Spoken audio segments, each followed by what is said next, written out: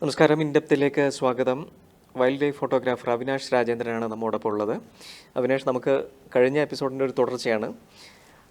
കഴിഞ്ഞ എപ്പിസോഡിൽ നമ്മൾ പറഞ്ഞിരുന്നു ഈ കടുവയൊക്കെ എങ്ങനെയാണ് ഈ ടെറിട്ടറി ഉണ്ടാക്കിയെടുക്കുന്നത്, അതെങ്ങനെ മനസ്സിലാവും ഇത് ഇന്ന കടുവയുടെ ടെറിട്ടറി ആണെന്നൊക്കെ മനസ്സിലാവുക എങ്ങനെയാണ്? പൊതുവെ ആൺകടുവകൾക്ക് ഒരു 50 മുതൽ 100 സ്ക്വയർ കിലോമീറ്റർ വരെയാണ് ടെറിട്ടറി പറയുന്നത്. ചിലപ്പോൾ ഇപ്പോൾ നമ്മൾ വയനാടൊക്കെ നോക്കിക്കഴിഞ്ഞാൽ അതിനെക്കാട്ടിയും കുറവായിരിക്കും. അതുപോലെ നാഗർഹോളയും അതിനെക്കാട്ടിയും കുറവാണ്. കാരണം അവിടെ ടൈഗറിൻ്റെ എണ്ണം കുറച്ച് അധികമുണ്ട്. അതുകൊണ്ട് ഈ ഒരു ഏരിയൻ്റെ വിസ്തീർണം എന്ന് പറഞ്ഞാൽ കുറച്ച് കുറവായിരിക്കും. അതുപോലെ ഒരു ആൺകടുവേൻ്റെ ടെറിട്ടറിയിൽ ഒരു 3-4 പെൺകടുവ ഉണ്ടാവും. അതിനൊരു 15 മുതൽ 30 വരെ സ്ക്വയർ കിലോമീറ്റർ എന്നുള്ള രീതിക്കൊക്കെയാണ് വരിക. അപ്പോൾ ഈ ആൺകടുവകൾ അവർ ടെറിട്ടറി മാർക്ക് ചെയ്യാന്ന് വെച്ചാൽ ഭയങ്കര രസകരമാണ്. മരത്തിന് അവർ നഖം കൊണ്ട് മാന്തും. പിന്നെ അതുപോലെ തന്നെ മൂത്രമൊഴിച്ച് വെക്കും, സ്പ്രേ എന്ന് പറയും. അപ്പോൾ അങ്ങനത്തെ ഒരുപാട് ഇത് കണ്ടിട്ടുണ്ട്. അതായത് ഇവർ വാല് പൊക്കി മൂത്രമൊഴിച്ച് വെക്കും. അപ്പോൾ വേറൊരു കടുവ പിന്നെ വരുവാണെങ്കിൽ ഞാൻ സ്മെല്ല് കിട്ടുമല്ലോ.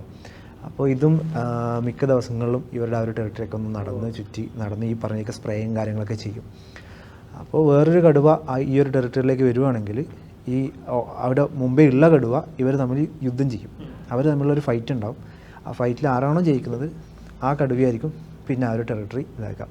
അപ്പോൾ അതുപോലെ തന്നെ ഈ കുട്ടികളുണ്ടാവുമല്ലോ. അപ്പോൾ 2 വയസ്സ് വരെയാണ് ഈ കടുവ കുട്ടികൾ അമ്മേൻ്റെ കൂടെ ഉണ്ടാവുക. അതിന് ശേഷം ആൺകടുവകളാണെങ്കിൽ അത് പിന്നെ അവരുടെ സ്വന്തം ടെറിട്ടറിക്ക് തേടി പോകും. അപ്പോൾ ഈ പോകുന്ന സമയത്ത് പിന്നെ കാട്ടിൽ ഓൾറെഡി വേറെയും കടുവകളുണ്ടല്ലോ, എല്ലാത്തിനും അതിൻ്റെ ടെറിട്ടറി മാർക്ക് ചെയ്തിട്ടുണ്ടാവും. അപ്പോൾ വേറെ ടൈഗറിൻ്റെ ടെറിട്ടറിയിലേക്ക് പോകുകയാണെങ്കിൽ അവിടുന്ന് ഫൈറ്റ് ചെയ്യും. ഒരു പക്ഷേ പിന്നെ വിജയിച്ച് കഴിഞ്ഞാൽ ആ ടെറിട്ടറി എടുക്കും. അത് തോറ്റു കഴിഞ്ഞാൽ പിന്നെ കടുവകളുടെ എണ്ണം സാന്ദ്രത അധികം ഇല്ലാത്ത ടെറിട്ടറി അധികം വരാത്ത രീതിക്കുള്ള സ്ഥലങ്ങൾ നോക്കി ഇവർ പോകും. അപ്പോൾ അങ്ങനെയാണ് ഇതിൻ്റെ ടെറിട്ടറി. ഏത് തരം മൃഗങ്ങളെയാണ് ഇവ വേട്ടയാടുന്നത്? നമ്മളുടെ കാട്ടിൽ നോക്കിക്കഴിഞ്ഞാൽ മാനുണ്ട്, കാട്ടുപോത്തുണ്ട്, പിന്നെ സാമ്പാർ, പിന്നെ മ്ലാവ് എന്ന് പറയുമല്ലോ, അങ്ങനത്തേതുണ്ട്. പിന്നെ 1-2 കേസിൽ വളരെ റെയറായിട്ട് ആനക്കുട്ടികളെ കടുവ കഴിച്ച് കണ്ടിട്ടുണ്ട്. ഫോട്ടോസ് കണ്ടാണ്, ഞാൻ നേരിട്ട് കണ്ടിട്ടില്ല. പക്ഷെ നമ്മളുടെ കൂടെ ഫോട്ടോ എടുക്കാൻ പോകുന്ന 1-2 പേര് അങ്ങനെ ഒരു ഫോട്ടോ കിട്ടിയിട്ടുണ്ട്. അതുപോലെ പന്നി, ഒരു തവണ ഞാൻ കണ്ടിട്ടുള്ള ഒരു രസകരമായ കാര്യം എന്ന് വെച്ചാൽ ഒരു കടുവ ഒരു 2 പന്നികൾ നിൽക്കുന്നുണ്ട്. ഒരു അമ്മയും കുട്ടിയും ആവാനാണ് ചാൻസ് കൂടുതൽ, കാരണം സൈസ് വെച്ച് നോക്കുന്ന സമയത്ത്. അപ്പോൾ ഇതിനെ പിന്നെ ഹണ്ട് ചെയ്യാൻ വേണ്ടിയിട്ട് കുറേ സമയം ഇത് വെയിറ്റ് ചെയ്തു, പതുങ്ങി നിന്നു. അപ്പോൾ ഒരു ഇത് കിട്ടിയ സമയത്ത് അടുത്ത് മെല്ലെ നടന്നു പോകുമ്പോൾ 2 ആൺപന്തി വന്ന് ഇതിൻ്റെ അടുത്തേക്ക് പോയ സമയത്ത് ഈ കടുവ അത് ശ്രമം ഉപേക്ഷിച്ച് നടന്നു പോവുക. കാരണം ഈ പിന്നെ ആൺപന്നിക്കരല്ലോ, നല്ല തേറ്റയുണ്ടാവും. ചിലപ്പോൾ അതിൻ്റെ കുത്ത് എന്തുകൊണ്ടാണെന്ന് അറിയില്ല. പൊതുവേ കടുവക്ക് അങ്ങനെ ഒരു ഭയന്ന് പോകേണ്ട കാര്യമില്ല. ഈ പിന്നെ പന്നീനെ വരെ വേണമെങ്കിൽ അതിന് വേട്ടയാടി പിടിക്കാം. പക്ഷെ അന്ന് അവൻ ആ ഒരു ശ്രമം ഉപേക്ഷിച്ച് നടന്നു പോകുന്നൊരു കാഴ്ച കണ്ടിട്ടുണ്ടായിരുന്നു. അതുപോലെ പിന്നെ 1-2 തവണ മാനിനെ പിടിക്കുന്നത് അങ്ങനെയൊക്കെ കണ്ടിട്ടുണ്ട്. ഈ മാക്രോ ഫോട്ടോഗ്രാഫിയിലേക്ക് വന്നാലേ അതിൻ്റെ ഒരു പ്രത്യേകത എന്താണ്? അതിലേക്ക് വരാനുണ്ടായ ഒരു സാഹചര്യം എന്തായിരുന്നു? മാക്രോ ഞാൻ തുടങ്ങിയത് നമ്മളുടെ കോവിഡ് തുടങ്ങിയ സമയത്താണ്. കാരണം അന്നേരം വെച്ചാൽ നമുക്ക് അധികം ട്രാവൽ ചെയ്യാൻ പറ്റില്ലല്ലോ, ഒരുപാട് റെസ്ട്രിക്ഷൻസ് ഉണ്ട്, ലോക്ക്ഡൗണും കാര്യങ്ങളൊക്കെ. അപ്പോൾ നമുക്ക് നാട്ടിൽ നിന്ന് തന്നെ ഫോട്ടോ എടുക്കാൻ പോകുന്നത് പോലും കുറച്ച് ബുദ്ധിമുട്ടാണ്. ഇപ്പോൾ പിന്നെ പെട്രോളിയം പോലീസ് ചെക്കിങ് കാര്യങ്ങളൊക്കെ ഉണ്ട്. അപ്പോൾ നമുക്ക് അധികം അങ്ങ് പുറത്തു പോയി എടുക്കാൻ പറ്റില്ല. അപ്പോൾ മാക്രോ എന്ന് പറയുന്നത് നമ്മളുടെ വീടും ചുറ്റും നമ്മളുടെ ചെടികൾക്കിടയിലൊക്കെ ഒരുപാട് ചെറിയ ചെറിയ ജീവികളുണ്ട്, വളരെ ചെറിയ ജീവികൾ. അപ്പോൾ അതിനെ നമുക്ക് ഈസിയായി എടുക്കാം, നമുക്ക് വലിയ ബുദ്ധിമുട്ടില്ല. നമുക്ക് അതിനുള്ളൊരു എക്യുപ്മെൻറ്റ്സ് ഉണ്ടായാൽ മതി. അപ്പോൾ കോവിഡിൻ്റെ സമയത്ത് എൻ്റെ കയ്യിൽ മാക്രോ ലെൻസ് വന്നിട്ട് ഒന്നും ഉണ്ടായിരുന്നില്ല. കയ്യിലുണ്ടായിരുന്നൊരു 18-55 mm കിറ്റായിട്ട് വന്ന ലെൻസാണ്. അപ്പോൾ ഇതിനെപ്പറ്റി അന്വേഷിച്ച സമയത്ത് നമുക്ക് ഈ കിറ്റ് ലെൻസ് റിവേഴ്സ് ചെയ്ത് പിടിച്ചു കഴിഞ്ഞാൽ നമുക്ക് മാക്രോ എടുക്കാൻ പറ്റും, കുറച്ചും കൂടി മാഗ്നിഫിക്കേഷൻ കിട്ടും. അപ്പോൾ അങ്ങനെ അതിൻ്റെ പിന്നെ കാര്യങ്ങളൊക്കെ നോക്കി, യൂട്യൂബൊക്കെ നോക്കി, ഗൂഗിളൊക്കെ ചെയ്ത് നോക്കി എങ്ങനെയത് ചെയ്യാൻ പറ്റുമെന്നൊക്കെ നോക്കി. അപ്പോൾ അങ്ങനെയാണ് ഞാൻ മാക്രോ തുടങ്ങുന്നത്. അപ്പോൾ 18-55 mm ലെൻസ് റിവേഴ്സ് ചെയ്യുകയെന്ന് വെച്ചാൽ നല്ല രീതിക്കുള്ള മാഗ്നിഫിക്കേഷൻ കിട്ടും. പക്ഷേ ഒരുപാട് ക്ഷമ വേണം, നല്ല രീതിക്ക് ക്ഷമ വേണം. കാരണം നമ്മളുടെ കൈയിൻ്റെ ചെറിയൊരു വിറയൽ പോലും ആ ഫോട്ടോനെ ബാധിക്കും. അതിൽ മറ്റേ സ്റ്റാൻഡൊന്നും പറ്റില്ലല്ലോ. ഇല്ല, ഞാൻ ചെയ്യുന്ന ആൾക്കാരുണ്ട്, സ്റ്റാൻഡ് ട്രൈപോഡൊക്കെ യൂസ് ചെയ്യുന്ന ആൾക്കാരുണ്ട്. പക്ഷേ ഞാൻ എപ്പോഴും ഇപ്പം ബേഡ്സിൻ്റെ ആയാലും തന്നെ മാക്രോക്കെ ആണെങ്കിലും ഞാൻ എപ്പോഴും ഹാൻഡ് ഹെൽഡ് കയ്യിലെടുത്ത് ചെയ്യുന്ന എനിക്ക് കുറച്ച് കംഫർട്ടബിൾ ആയിട്ടുള്ളത്. അപ്പോൾ ഈ മാക്രോ തുടങ്ങിയ സമയത്തൊക്കെ ഒരുപാട് തവണ തലവിറ്റ് വീണ് ഇതൊക്കെയുണ്ട്. കാരണം വെച്ചാൽ നമ്മൾ ഇപ്പോൾ ഒരു ചെടീൻ്റെ മുകളിൽ ചെറിയൊരു പ്രാണിയെ കണ്ടു ഫോട്ടോ എടുക്കുന്നത്. അപ്പോൾ നമ്മൾ ശ്വാസം നമ്മൾ കൺട്രോൾ ചെയ്യും. കാരണം നമ്മൾ അടുത്ത് പോയിട്ടാണല്ലോ എടുക്കുന്നത്, അതിന് വലിയ ബുദ്ധിമുട്ടില്ലാതിരിക്കുക. അപ്പോൾ നമ്മൾ ശ്വാസം കുറേ സമയം പിടിച്ചു വെക്കും. കാരണം നമ്മളുടെ ഈ നിശ്വാസം കൊണ്ട് ആ ജീവി അവിടെ നിന്ന് പോകാൻ പാടില്ല. അപ്പോൾ കുറച്ച് സമയം ശ്വാസം പിടിച്ച് വെച്ച് ഫോട്ടോ എടുത്ത് കഴിഞ്ഞേക്കും ഫുള്ളൊരു കറുത്തതായിരിക്കും. അപ്പോൾ കുറച്ച് സമയം അവിടെ ഇരിക്കും, നിലത്തൊന്ന് ഇരുന്ന് ഒന്നെല്ലാം ശരിയായ ശേഷമായിരിക്കും പിന്നെ വീണ്ടും എടുക്കാം. അപ്പോൾ അങ്ങനെയാണ് ഞാൻ കോവിഡ് ടൈമിലാണ് മാക്രോൻ്റെ തുടങ്ങിയത്. അതിന് ശേഷം പിന്നെ ഒരു മാക്രോ ലെൻസ് വാങ്ങിക്കും, അത് വെച്ചിട്ടുള്ള കാര്യങ്ങളൊക്കെ ചെയ്തു തുടങ്ങി. അപ്പോൾ നമ്മൾ ഡിഫ്യൂസർ വേണം. മാക്രോ എന്ന് പറയുമ്പോൾ നമുക്ക് ജസ്റ്റ് ഒരു ക്യാമറ ലെൻസ് മാത്രം പോരാ. ഇപ്പം ബേഡ്സും പിന്നെ ബാക്കി ജീവികളൊക്കെ മൃഗങ്ങളൊക്കെ എടുക്കണമെന്നുണ്ടെങ്കിൽ നമ്മൾക്കൊരു ക്യാമറ, അതിന് പറ്റിയൊരു ലെൻസ്, കുറച്ച് സൂമുള്ള ലെൻസ്. അപ്പോൾ മാക്രോ നോക്കുകയാണെങ്കിൽ നമുക്ക് ക്യാമറ വേണം, അതിന് മാക്രോ ലെൻസ് അല്ലെങ്കിൽ 18-55 ഏതാണെന്ന് വെച്ചാൽ അത് വേണം. അതിന് കൂടെ ഒരു ഫ്ലാഷ്, ഡിഫ്യൂസർ, ഇതൊക്കെ ഉണ്ടെങ്കിൽ നമുക്ക് നല്ലൊരു ഫോട്ടോ കിട്ടുള്ളൂ. നമുക്ക് നാച്ചുറൽ ലൈറ്റിൽ എടുക്കാം, പക്ഷേ അതിന് ഡീറ്റെയിലിംഗ് കുറവായിരിക്കും. ഇതിൻ്റെ ഇപ്പോൾ ചെറിയ ജീവികളൊക്കെ നോക്കിക്കഴിഞ്ഞാൽ കണ്ണ്, നമ്മൾ ഈച്ച നോക്കിയാൽ മതി. ഈച്ച നമ്മളിപ്പം പൊതുവേ നോർമലായിട്ട് കാണുമ്പോൾ നമുക്കങ്ങനെ വലിയ ഇതൊന്നും തോന്നില്ല. പക്ഷേ അതിൻ്റെ ഒരു മാക്രോ ഫോട്ടോ എടുത്ത് നോക്കിക്കഴിഞ്ഞാൽ കണ്ണ് ഭയങ്കര രസമാണ്. തുമ്പി അതിൻ്റെ അതെ കണ്ണ് ഭയങ്കര രസമാണ്. കാരണം ഒരുപാട് ലെൻസുകളുണ്ട്. ഇപ്പോൾ നമ്മളുടെ കണ്ണ് മാതിരിയല്ല, അവർക്ക് ആയിരക്കണക്കിന് ലെൻസ് ഉണ്ട്. ഇതിനൊക്കെ ക്രോഡീകരിച്ചിട്ടുള്ള ഒരു വിഷ്വലേക്ക് അവർക്ക് കിട്ടുക. പക്ഷെ നമ്മളൊരു മാക്രോ ഇതിലൂടെ നോക്കുന്ന സമയത്ത് ഒരുപാട് കണ്ണുകൾ പോലെ, ഇപ്പോൾ 2 കണ്ണായിരിക്കും ഉണ്ടാവും, പക്ഷെ അതിൽ ഒരുപാട് ലെൻസ്. അപ്പോൾ അതിലവർ ഇത് വരുന്ന ഫോട്ടോ വരുന്ന സമയത്ത് നല്ല ഭംഗിയാണ് കാണാൻ. ഈ ചെറു പ്രാണികളുടെ ജീവിതം ശ്രദ്ധിച്ചിട്ടുണ്ടോ? അതെങ്ങനെയാണ്? അപ്പോൾ ഒരു വലിയൊരു എക്സാമ്പിൾ പറയുകയാണെങ്കിൽ നമുക്ക് റോബർ ഫ്ലൈ എന്ന് പറഞ്ഞൊരു പ്രാണിയുണ്ട്. അപ്പോൾ ഈ ഇൻസെക്ട്സ്, നമ്മൾ ചെറിയ ജീവികളുടെ എല്ലാം ഒരു പിന്നെ വേട്ടക്കാരനാണത്. അപ്പോൾ നമ്മളെ കാട്ടിൽ കടുവ എന്ന് പറയുന്ന പോലെ നമുക്ക് പിന്നെ ഈ ചെറിയ ജീവികളുടെ ഇടയിൽ ഒരു വേട്ടക്കാരെന്ന് പറയാം, റോബർ ഫ്ലൈ.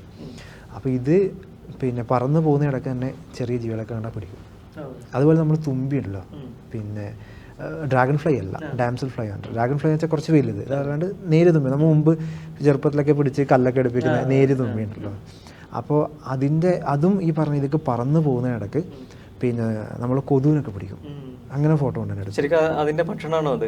ഭക്ഷണമാണ്. കാരണം ഈ ജീവികളൊക്കെ അതിനെക്കാളും ചെറിയ ജീവികളൊക്കെ പിടിച്ച് കഴിക്കുക ചെയ്യുക. പൊതുവേ നമ്മൾ കണ്ടിട്ടുള്ള ചിലന്തി, പിന്നെ അതിൻ്റെ വലലി, ഈ പറഞ്ഞ ജീവികളൊക്കെ കിട്ടിയിട്ടില്ലേ. അതേസമയം എനിക്കൊരു ഫോട്ടോ കിട്ടിയിട്ടുള്ളത് ഈ തുമ്പി ചിലന്തിനെ പിടിച്ച് കഴിക്കുന്നൊരു ഫോട്ടോ ഉണ്ട്. അത് നമുക്ക് പൊതുവെ അങ്ങനെ കാണില്ല. നേരെ തിരിച്ച്. അതേ സമയത്ത് ഇതേ പിന്നെ സ്പീഷീസിൽ വരുന്ന ചിലന്തി ഈ തുമ്പിനെ പിടിച്ച് കഴിക്കുന്ന ഫോട്ടോസും ഉണ്ട്. പക്ഷേ ഇത് കുറച്ചും കൂടി റയറായിരുന്നു. ഒരു തുമ്പി പിന്നെ ചിലന്തിനെ പിടിച്ച് കഴിക്കാതെ കുറച്ച് റയറാണ്. എത്രത്തോളം ക്ഷമ വേണം നല്ലൊരു ഫോട്ടോ കിട്ടാൻ? അതൊരുപാട് വേണം. ചില മാക്രോനെ സംബന്ധിച്ച് നമ്മൾക്ക് എപ്പോഴും ഇറങ്ങിക്കഴിഞ്ഞാലും ഫോട്ടോസ് കിട്ടും. കാരണം നമ്മൾ ചുറ്റുപാടും പല രീതിക്കുള്ള ചെറിയ ചെറിയ ജീവികളുണ്ട്. അപ്പോൾ നമുക്ക് എങ്ങനെയാലും കിട്ടും. അതേസമയം നമ്മൾ ഇപ്പോൾ ബാക്കിയുള്ള നോക്കുകയാണെങ്കിൽ വൈൽഡ് ലൈഫിൽ പക്ഷികളെയും മൃഗങ്ങളൊക്കെ നോക്കുകയാണെങ്കിൽ അത് കുറച്ചധികം ക്ഷമ വേണ്ടതാണ്. ഇപ്പോൾ ഞാൻ പറഞ്ഞൊരു പിന്നെ നമ്മളെ മീൻകൊത്തീൻ്റെ പൊന്മാൻ്റെ ഫോട്ടോ കഴിഞ്ഞ 3 ആഴ്ചയായി ഞാൻ ശ്രമിക്കുക. കാരണം ഫോട്ടോ ഉണ്ട്, മീൻകൊത്തീൻ്റെ ഫോട്ടോ ഒക്കെ ഉണ്ട്, നല്ല ഫോട്ടോസൊക്കെ ഉണ്ട്, പറന്ന് വരുന്നതും മീൻ പിടിക്കുന്നതൊക്കെ ഉണ്ട്. പക്ഷെ ഞാൻ ഉദ്ദേശിച്ച ഫോട്ടോ അത് കിട്ടിയിട്ടില്ല. കാരണം അതിന് നമുക്ക് ഇത്രയും പറയുമ്പോൾ 3 ആഴ്ചയായി ഞാൻ ശ്രമിക്കുക. ഓരോ ദിവസവും ഒരു 3-4 മണിക്കൂർ അല്ലെങ്കിൽ അതിൽ കൂടുതൽ ശ്രമിച്ചിട്ടാണ് ഇതാക്കുന്നത്. പക്ഷെ അതിനിടയിൽ കാണുന്നതൊക്കെ ഫോട്ടോ എടുക്കുന്നുണ്ട്. അതുപോലെ വേഴാമ്പലിൻ്റെ ഫോട്ടോ എടുക്കാൻ വേണ്ടി ഒരുപാട് തവണ നെല്ലിയാമതി പോയിട്ടുണ്ട്. ചില സമയങ്ങളിൽ പിന്നെ ഒരു സ്ഥലത്ത് ഈ കായുള്ള മരങ്ങളൊക്കെ ഇത് കഴിക്കാൻ വരും. അപ്പോൾ ആ മരത്തിൻ്റെ ഒരു ഏരിയ, നമുക്ക് ഫോട്ടോ റേഞ്ച് കിട്ടുന്ന ഒരു ഏരിയയിൽ ഒരു കുപ്പി വെള്ളവും ഒരു ബിസ്ക്കറ്റും വെച്ച് ഇരുന്ന സമയങ്ങളുണ്ട്. ഇപ്പോഴൊക്കെ പോയി കഴിഞ്ഞാൽ നമുക്കത് കുറേ ലൊക്കേഷനൊക്കെ അറിയാം. പക്ഷെ തുടക്കകാലത്ത് അധികം സ്ഥലങ്ങളൊന്നും അറിയില്ല, ഇത് ഏത് ഭാഗത്താണ് വരിക, ഏത് മരത്തിലാണ് വന്നിരിക്കുക. അപ്പോൾ കായുള്ള മരത്തിൽ എന്തായാലും ഇത് കഴിക്കാൻ വരും. അപ്പോൾ അല്ലെങ്കിൽ വേറെ എന്തെങ്കിലും ആയിട്ട് പക്ഷി വരുമല്ലോ കായ് കഴിക്കാൻ. അപ്പോൾ പിന്നെ ആ മരത്തിൻ്റെ ഏതെങ്കിലും ഒരു ഭാഗത്ത് നമുക്ക് നല്ലൊരു ഫോട്ടോ കിട്ടുന്ന ഭാഗത്ത് നമ്മൾ പിന്നെ ഒരു കുപ്പി വെള്ളവും ബിസ്ക്കറ്റും. അതേപോലെ തന്നെ താങ്കളുടെ ഫോട്ടോകളിൽ ഈ ബ്ലാക്ക് ആൻഡ് വൈറ്റിലൊക്കെ ചിത്രങ്ങൾ എടുത്തത് കണ്ടിട്ടുണ്ട്. അതെന്തുകൊണ്ടാണ് ബ്ലാക്ക് ആൻഡ് വൈറ്റിലൊരു പിക്ചർ എടുക്കാനുള്ള? ചില ഫോട്ടോസ് കാണുമ്പോൾ എടുത്തതല്ല, ഞാൻ പിന്നെ കൺവേർട്ട് ചെയ്തതാണ്, പിന്നീട് കൺവേർട്ട് ചെയ്തതാണ്. അല്ല, പോസ്റ്റ് ചെയ്തൊക്കെ അങ്ങനെയാണ്. അതെ. അതെന്ന് വെച്ചാൽ ചില ഫോട്ടോസ് നമുക്ക് കളറിനെക്കാട്ടും കൂടുതൽ ഇമ്പാക്റ്റ് വരുന്നത് ബ്ലാക്ക് ആൻഡ് വൈറ്റിലായിരിക്കും. അത് നോക്കിക്കഴിഞ്ഞാൽ ഇപ്പം ഞാൻ ഇട്ടിട്ടുള്ളതൊക്കെ ഒരു ആനേൻ്റെ കുറച്ച് ഫോട്ടോസൊക്കെ ബ്ലാക്ക് ആൻഡ് വൈറ്റ് ആണ്. അത് കളറിനെക്കാട്ടും കൂടുതൽ എനിക്ക് ചില മൊമെൻ്റ് എനിക്ക് കാണുമ്പോൾ, ആ ഫോട്ടോ കാണുമ്പോൾ തോന്നും ഇത് കളർ വേണ്ട, ഇത് ബ്ലാക്ക് ആൻഡ് വൈറ്റ് ആക്കിയാൽ ഭംഗി ഉണ്ടാവും. അപ്പോൾ നോർമൽ ഒരു പോർട്രേറ്റ് ഫോട്ടോ നമുക്ക് ബ്ലാക്ക് ആൻഡ് വൈറ്റ് ആക്കി കഴിഞ്ഞാൽ അത്ര ഇത് ഉണ്ടാവില്ല. പക്ഷെ അതിൽ എന്തെങ്കിലും ഒരു എലമെൻ്റ് ഉണ്ടാവും, അതിനെ ബ്ലാക്ക് ആൻഡ് വൈറ്റ് ആക്കിയാൽ കൂടുതൽ ഭംഗിയുള്ളതാക്കുന്നത്. വൈൽഡ് ലൈഫിൽ നമ്മളൊരു ഫോട്ടോ എടുക്കുമ്പോൾ, ഒരു വന്യമൃഗത്തിൻ്റെ ഒരു ഫോട്ടോ എടുക്കുമ്പോൾ എന്താണ് അതിലൂടെ അത് കാണുന്ന ഒരാളോട് പറയാൻ ശ്രമിക്കുന്നത്? കൂടുതൽ ഞാൻ കൺസർവേഷൻ ഒന്ന് ശ്രദ്ധിക്കണമെന്നുണ്ട്. കാരണം എന്താ വെച്ചാൽ നമ്മുടെ നാട്ടിൽ പാമ്പിനെ പിന്നെ പലരും ഇപ്പം വീട്ടിൽ പാമ്പ് കണ്ടു കഴിഞ്ഞാൽ ആൾക്കാരെന്ത് ചെയ്യുക, ആദ്യം തല്ലിക്കൊല്ലും. ഒരു പഴുതാര, ഒരു തേളിതിനൊക്കെ കണ്ടാൽ എന്ത് ചെയ്യുക, അതിനെ തല്ലിക്കൊല്ലും. പക്ഷെ ഞാൻ പിന്നെ ഇപ്പം എൻ്റെ നാട്ടിലൊക്കെ കുറേ എനിക്ക് മെസ്സേജ് കൊടുക്കാൻ പറ്റിയിട്ടുണ്ട്. അതായത് ഇതിനെ കൊല്ലേണ്ട ആവശ്യമില്ല, നമ്മൾ ശ്രദ്ധിക്കുക. നമ്മൾ വീട്ടിൻ്റെ അകത്ത് കയറി കഴിഞ്ഞാൽ പിന്നെ നമുക്ക് ഇപ്പോൾ ഒരുപാട് റെസ്ക്യൂവേഴ്സ് ഉണ്ട്. അപ്പോൾ അവരൊക്കെ വിളിച്ചു കഴിഞ്ഞാൽ അവരൊന്ന് കൊണ്ടുപോകും. ഇപ്പോൾ നമ്മൾ പറമ്പിൽ വീട്ടിൻ്റെ അകത്ത് കണ്ട പാമ്പ് ശരി നമുക്കിങ്ങനെ കൊണ്ടുപോകാം. അതേ സമയത്ത് പറമ്പിലൊക്കെ ഇഴഞ്ഞു നടക്കുന്നൊരു പാമ്പ് ഇതിനെ വെറുതെ അടിച്ചു കൊല്ലുക, അതിൻ്റെ മുകളിൽ എണ്ണ അടിച്ച് കൊല്ലുന്ന ആൾക്കാരെ ഞാൻ കണ്ടിട്ടുണ്ട്. അതിന് ചെയ്യേണ്ട ആവശ്യമില്ല, കാരണം അത് അതിൻ്റെ പാട്ടിന് പോയിക്കോളും. അപ്പോൾ നാളത്തേക്കൊരു ജനറേഷനും ഇത് വേണം. കാരണം നമ്മൾ മനുഷ്യന്മാർക്ക് മാത്രമല്ല ഇവിടെ ജീവിക്കാനുള്ള അവകാശമുള്ളത്. ഈ പറഞ്ഞ പാമ്പായാലും പഴുതായാലും തേളായാലും എന്ത് തന്നെയായാലും ഏത് ജീവിയായാലും നമ്മളുടെ അതേപോലുള്ള അവകാശം അവർക്കും ഉണ്ട്. നമ്മൾ വരുന്നതിന് എത്രയോ കാലം മുമ്പേ ഉള്ള ജീവികളാണത്. നമ്മളാണ് ഇവിടെ സ്ഥലം വാങ്ങിച്ച് വീട് കെട്ടുന്നത്. അവരെ സംബന്ധിച്ച് അവർക്ക് അങ്ങനെ സ്ഥലത്തിന് ലിമിറ്റില്ല. അവിടെയുള്ള അവരവിടെ തന്നെ ഉള്ള ആൾക്കാരാണ്. പാമ്പിൻ്റെ ഒക്കെ ഫോട്ടോ എടുത്തിട്ടുണ്ട്. ഉണ്ട് ഉണ്ട് ഉണ്ട്. അത് എടുക്കുമ്പോൾ ശ്രദ്ധിക്കേണ്ട കാര്യങ്ങൾ എന്തൊക്കെയാണ്? പാമ്പിൻ്റെ എടുക്കുമ്പോൾ ഞാൻ കൂടെ ആരെങ്കിലും ഉണ്ടാവുന്നത് നല്ലതാണ്. കാരണം ഇപ്പോൾ പാമ്പ് ഇപ്പോൾ നമ്മൾ ഫോട്ടോ എടുക്കുന്ന സമയത്ത് നമ്മളെ ശ്രദ്ധ മൊത്തം ഈ ക്യാമറയിലായിരിക്കും. അപ്പോൾ ഈ പാമ്പ് അതെ അതെ, കാട്ടിൽ നിന്ന് മാത്രമല്ല വീട്ടിൽ നിന്നും ഇറങ്ങിയിട്ട് നമ്മളെ പച്ചവല പാമ്പൊക്കെ ഉണ്ടല്ലോ, അതിനൊക്കെ ഞാൻ വീട്ടിൽ നിന്ന് എന്താ ചെടികളുടെ ഇടയിൽ നിന്നൊക്കെയാണ് എടുത്തിട്ടുള്ളത്. അപ്പോൾ അന്നേരം അനിയനോ ആരെങ്കിലും കൂടി ഉണ്ടാവും. കാരണം ഈ പാമ്പിൻ്റെ മൂവ്മെൻറ്റ്സും കൂടി ഒന്ന് നോക്കാൻ വേണ്ടി. കാരണം ഞാൻ എൻ്റെ ശ്രദ്ധ ഫോട്ടോയിലായിരിക്കുമല്ലോ, നല്ല ഫോട്ടോ കിട്ടുന്ന രീതിക്ക് ക്യാമറൻ്റെ ഉള്ളിൽ കൂടെ ആയിരിക്കും നോക്കുക. അപ്പോൾ ക്യാമറൻ്റെ ഉള്ളിൽ കൂടെ വരുമ്പോൾ ചെറിയൊരു ലാഗ് ഉണ്ടാവുമല്ലോ ഇത് ഇവിടെ നടക്കുന്നതായിട്ട്. കാരണം റിഫ്ലക്ഷൻ ആണല്ലോ നമ്മൾ എടുക്കുന്നത്. അപ്പോൾ മിക്കവാറും അനിയനും ആരെങ്കിലും എൻ്റെ കൂടി ഉണ്ടാവും. കാരണം ഇതിൻ്റെ മൂവ്മെൻറ്റ്സ് നോക്കാൻ വേണ്ടി. അപ്പോൾ അതിൻ്റെ ചെറിയൊരു അനക്കം വന്നേ ഞാൻ പറയും, എടാ ഒന്ന് മാറിക്കോ എന്ന രീതിക്ക് പറഞ്ഞു കഴിഞ്ഞാൽ എനിക്കൊരിതാണ്.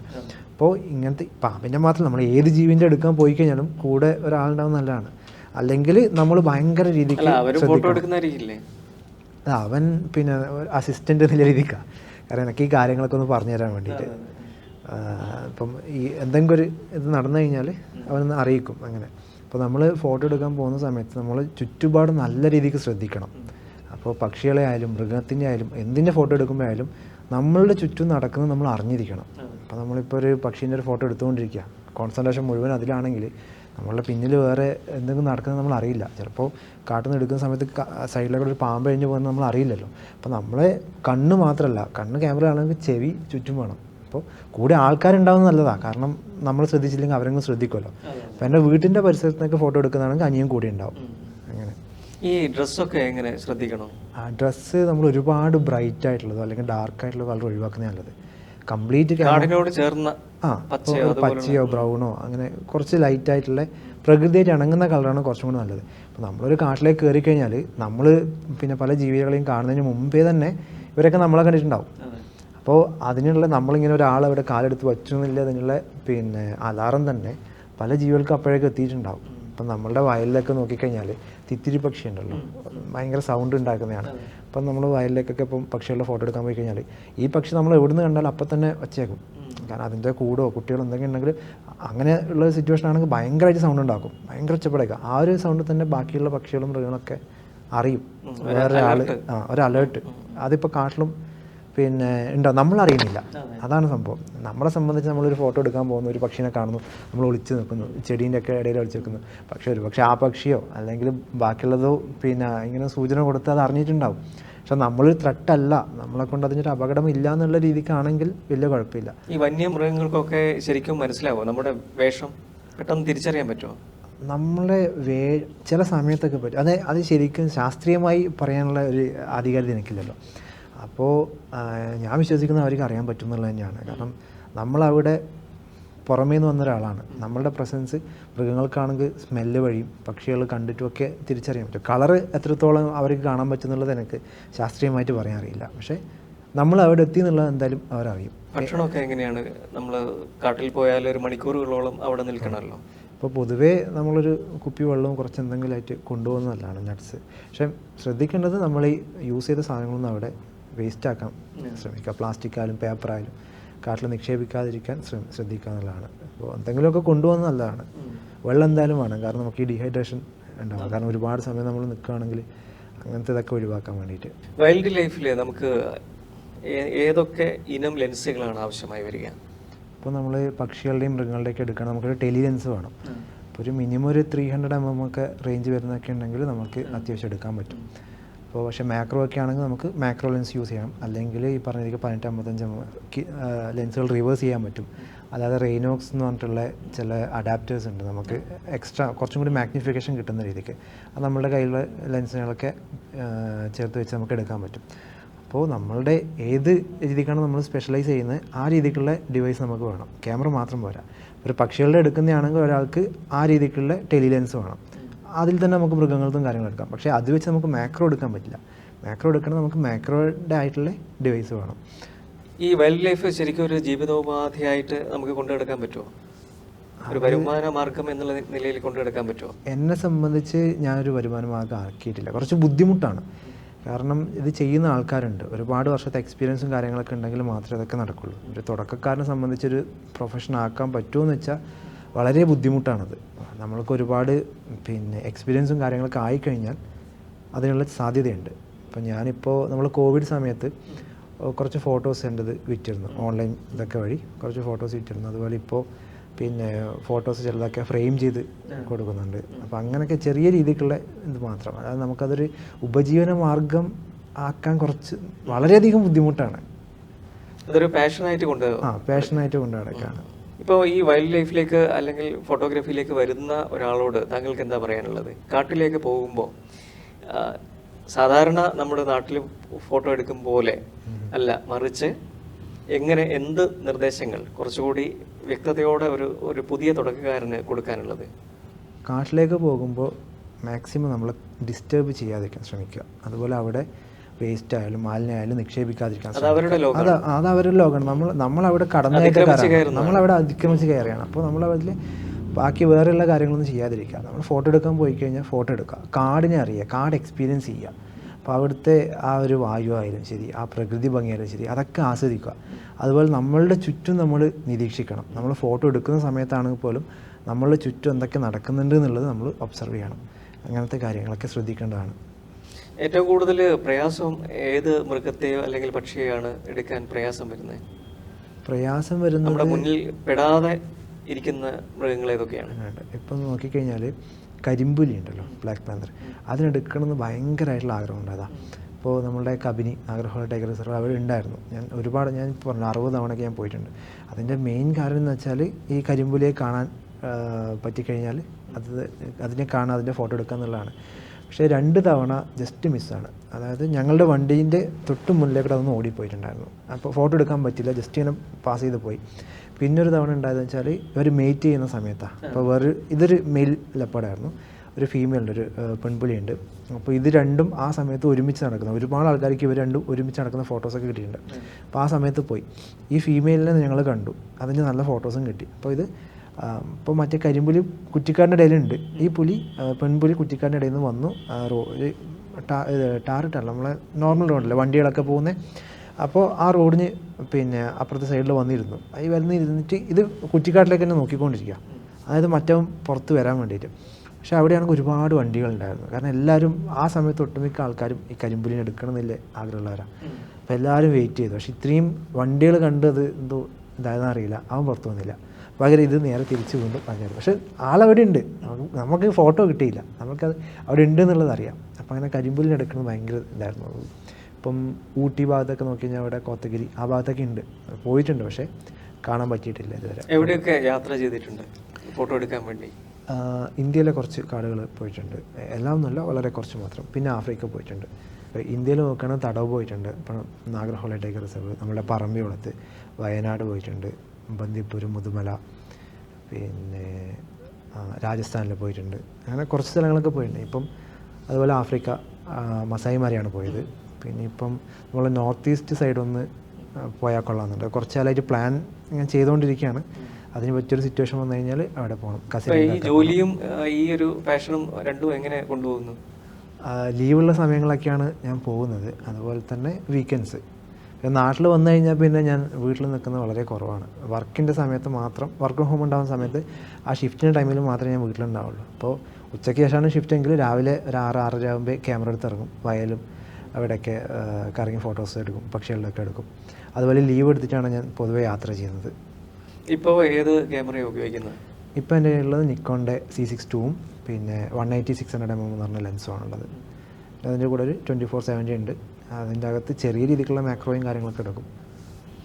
എന്തായാലും ഒരു മനുഷ്യൻ അല്ലെങ്കിൽ ഒരു ഫോട്ടോഗ്രാഫി പാഷനായിട്ട് കൊണ്ടു നടക്കുന്ന ഒരു മനുഷ്യൻ അല്ലെങ്കിൽ ഒരാൾ എന്തായാലും കാടൊന്ന് എക്സ്പീരിയൻസ് ചെയ്യണം. അത് ഫോട്ടോഗ്രാഫി എന്നല്ല, എല്ലാവരും ചെയ്യണം. കാരണം കാട് എന്താണെന്നുള്ള ആൾക്കാർക്ക് അറിയണം. അപ്പോൾ എന്ന് കഴിഞ്ഞാൽ മാത്രമേ ഈ മൃഗങ്ങളോടുള്ളൊരു നമ്മളുടെ മനോഭാവമൊക്കെ മാറുള്ളൂ. കാട്ടിലൊക്കെ പോയി അതിനൊക്കെ കണ്ട് അതിന് കാര്യങ്ങളൊക്കെ മനസ്സിലാക്കി കഴിഞ്ഞാൽ നമ്മളുടെ ചിന്താഗതി തന്നെ കുറേയൊക്കെ മാറും. നമ്മളുടെ ഈ മൃഗങ്ങളോടും പക്ഷികളോടുള്ള നമ്മുടെ അപ്രോച്ച് ഉണ്ടല്ലോ, അതൊക്കെ ഒരുപാട് മാറ്റം വരും. ശരിക്കും മാറ്റം വരണം. കാരണം നമ്മൾ ഈ ഭൂമിയിൽ ജീവിക്കുന്ന അതേ അല്ലെങ്കിൽ അതിൽ കൂടുതൽ അവകാശം അവർക്കും ഉണ്ട്. നമ്മളിവിടെ ചെയ്യുന്ന പല കാര്യങ്ങളും നമ്മൾ ഓരോ ജീവികളെയും ഉപദ്രവിക്കുന്നതും കാര്യങ്ങളൊക്കെ ശരിക്കും പറഞ്ഞാൽ നമ്മൾ ചെയ്യാൻ പാടില്ലാത്തതാണ്. പക്ഷേ മനുഷ്യന്മാർ നമ്മളാണ് വലിയ ആൾക്കാർ എന്നുള്ള രീതിക്ക് കാട്ടിൽ പോകുമ്പോൾ എന്തായാലും അവിടെ പോകാനുള്ള എല്ലാ സർക്കാരിൻ്റെ ഒക്കെ നിയന്ത്രണങ്ങൾ പാലിച്ചുകൊണ്ട് മാത്രം പോകുക. അതെ അതെ അതെ. ഇപ്പോൾ നമ്മളിപ്പം സഫാരിക്ക് പോകണമെങ്കിൽ സഫാരി ബുക്ക് ചെയ്യാം. അല്ലാതെ നമ്മളിപ്പോൾ കേരള ഫോറസ്റ്റിലൊക്കെ നോക്കിക്കഴിഞ്ഞാൽ നമുക്ക് പെർമിഷൻ എടുത്ത് പോവാം. ഇപ്പോൾ പറമ്പിക്കുളത്തൊക്കെ അങ്ങനെയുള്ള നമുക്കുണ്ട്. അതുപോലെ വയനാടായാലും എവിടെയായാലും ഫോറസ്റ്റിൻ്റെ ഇതൊക്കെ ചെയ്ത് എല്ലാ റൂൾസും പാലിച്ച് മാത്രം ചെയ്യാൻ ശ്രമിക്കുക. എന്തായാലും നമുക്ക് മറ്റൊരു അവസരത്തിൽ അവിനാഷ് രാജേന്ദ്രനുമായി കൂടുതൽ ഡീറ്റെയിൽ ആയിട്ട് തന്നെ സംസാരിക്കാം. ഇൻഡെപ്ത് ഇവിടെ പൂർണ്ണമാകുന്നു. നമസ്കാരം.